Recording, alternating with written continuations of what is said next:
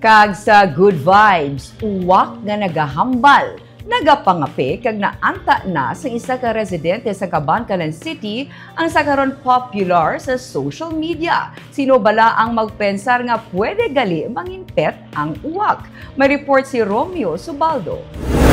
Mahaw, mahaw, mahaw, noy. Oh, sige na, kape na. Nagapang-agda pa mahaw. Wala ah. Bugnaw. Bugnaw ah. Ah? More?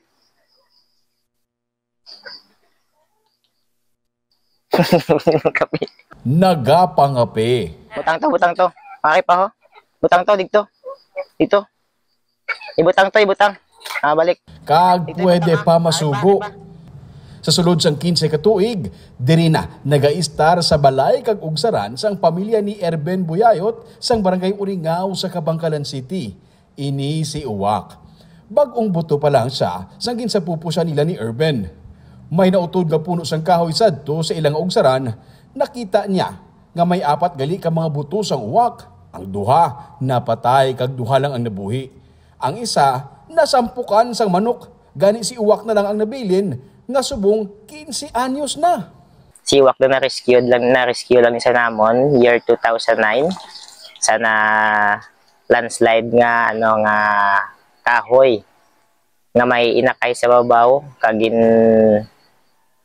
kadtuan namon. Bali actually una is si Uwak 4 din sila kabilog nga mga buto.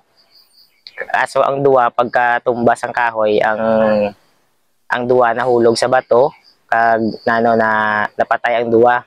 Then ang duwa naman bali sa mga siot saya nga mga hilamon. So nang buhi pa saya. Then hasta nga nabuhi ang duwa ni sila. Duwa silang nabuhi. And then pag mga sobra na sila isa ka tuig, gaano na sila nagalagaw di sa samong nga lugar nang nagabalik-balik na sila kaduwa. Ang isa daw na aksidente sa nadakpan sa sang amon di nga manok nga Bisaya kay nagintra sa pakaon mula sa sa magbubod ka mag-aga. Nagintra sa tinadakpan sang sang munga ginsampok sa amto napatay ang isa. Hindi tipikal nga Uwak si Uwak. Ang iban, kung nagutom, nagapangita sa pagkaon sa kagulangan o kung sa palibot. Si Uwak naman, nagapangukay sa lamesa, suno sa kay Erben. Namon, actually gintry man ni sa namon bilang hindi pa kanon. Nablang siya lang niya bilang mangita sa bahala kung din sa makadto. Galing kay ang Uwak sa lawayon. Kung gutom, mangukay na sa lamisa ya. Kag, nakahibalo ka mo bala nga tay, kag nay, ang una nga mga tinaga nga nahibaluan ihambal ni Uwak, inibangod nga ini ang masamin niya mabatian sa sulod sang balay. Sa balay, ang permi nga ginahambal is tatay, nanay, kay may mga bata. Nanay, na-adapt yan na ang unang sound is nay. Tapos nagtay. Oo. Galing kay sang ulihin na. Do ang tay kag ang nay. Do naghimo ng noy. Do toy, noy. Do nag-agaw na bala ang tono. Oo, do noy. Tapos nakuha na ang mag-aga nga maghambal lang mamahaw. Mamahaw. Daday na ko ang mahaw. Tapos ang word naman nga wow.